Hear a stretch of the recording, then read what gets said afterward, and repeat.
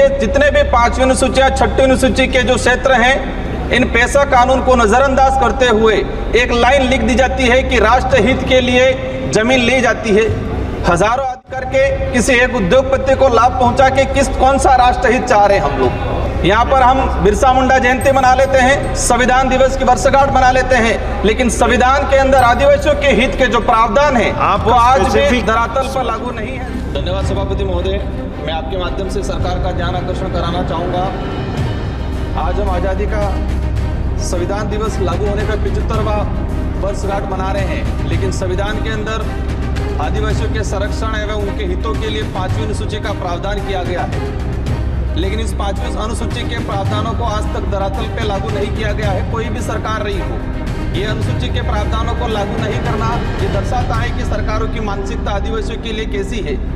सभापति महोदय, अनुसूचित क्षेत्र के अंदर 5वीं अनुसूची में प्रावधान ये किया गया है कि आदिवासियों को जमीन किसी भी अगर प्रोजेक्ट के लिए या किसी भी कंपनी के सीधा हस्तांतरण नहीं कर सकते हैं।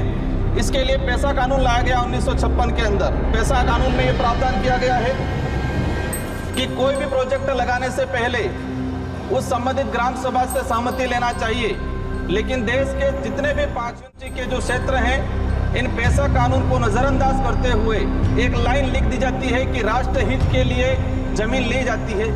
हजारों आदिवासियों को विस्थापित करके किसी एक उद्योगपति को लाभ पहुंचा के कौन सा राष्ट्र हित चाह रहे हैं हम लोग। सभापति महोदय, यहाँ पर हम बिरसा मुंडा जयंती मना लेते हैं, संविधान दिवस की वर्षगांठ मना लेते हैं, लेकिन संविधान के अंदर आदिवासियों के हित के जो प्रावधान है वो आज भी विषय आपका विषय मेरा यही विषय है कि वर्तमान में जो प्रोजेक्ट चलाए जा रहे हैं वो प्रोजेक्ट में जिस तरह से पैसा एक्ट की ग्राम सभा को नजरअंदाज किया जा रहा है। आज अनुसूचित क्षेत्र के अंदर सभापति महोदय सर मैं चाहूँगा कि जो शेड्यूल एरिया के अंदर रिजर्वेशन पॉलिसी है, उस रिजर्वेशन पॉलिसी को हो गया समाप्त, आपका हो गया।